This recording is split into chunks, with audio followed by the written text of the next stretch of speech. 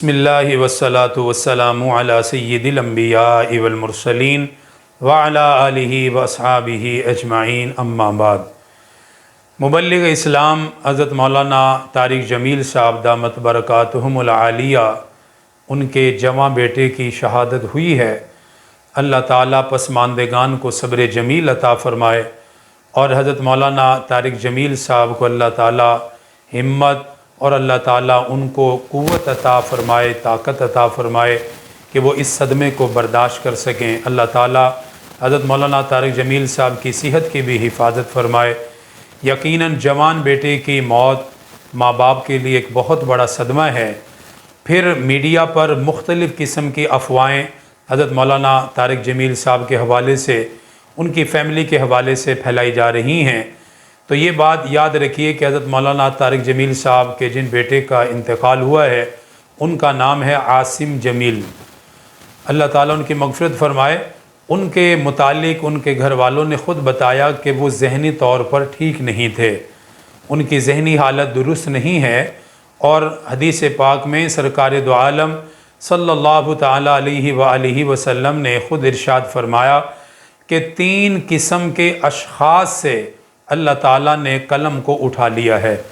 3 قسم کے لوگوں سے اللہ پاک نے قلم کو اٹھا لیا ہے کہ ان کے کسی بھی عمل کا ان سے مواخذہ نہیں فرمائے گا، جن میں سے پہلے نمبر پر ارشاد فرمایا کہ اگر کوئی شخص سو رہا ہے تو سونے کی حالت میں اس سے قلم اٹھا لیا جاتا ہے کہ اس کے کسی بھی عمل کا اس سے سونے کی حالت میں مواخذہ نہیں ہوگا۔ یعنی اگر کوئی بندہ سو رہا ہے، نیند میں ہے، اور اپنے آپ کو کوئی گناہ کرتے ہوئے دیکھ رہا ہے، کسی معصیت میں اپنے آپ کو دیکھ رہا ہے، تو سونے کی حالت میں انسان کا کوئی عمل اس پر اس کا مواخذہ نہیں ہوتا۔ اللہ تعالیٰ نے اس کو یہ معاف فرما دیا ہے۔ دوسرے نمبر پر ارشاد فرمایا کہ بچے کے پیدا ہونے سے لے کر اس کے بالغ ہونے تک اس کے کسی عمل کا اللہ پاک مواخذہ نہیں فرماتا، اس کے قلم کو بھی اٹھا لیا گیا ہے۔ ہاں، جب وہ بالغ ہو گیا تو پھر اس پر دین کے احکامات لاگو ہو جاتے ہیں اور شریعت پر عمل کرنا اس پر لازم ہو جاتا ہے۔ اب اس کے اوپر حدود بھی قائم ہوں گی اور سزا اور جزا کے معاملات اس کے ساتھ چلائے جائیں گے۔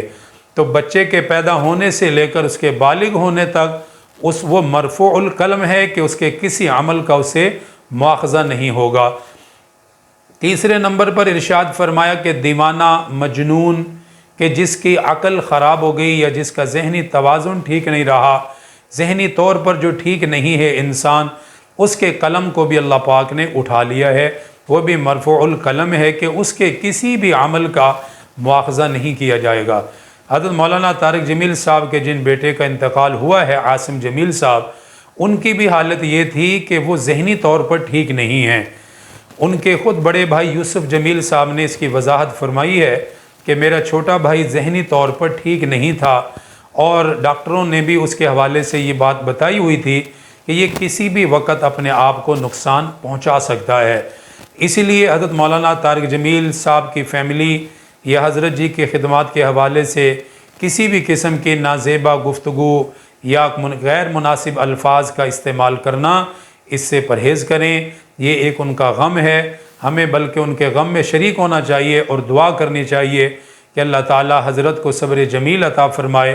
ان پر یہ جو مصیبت اور یہ پریشانی آئی ہے، اللہ تعالیٰ اس پر ان کو بہترین جزائے خیر عطا فرمائے، اور جو لوگ بھی ان کے مخالف غلط پوسٹیں کر رہے ہیں، ان کی فیملی کو نشانہ بنا رہے ہیں، اللہ تعالیٰ ان کو ہدایت عطا فرمائے۔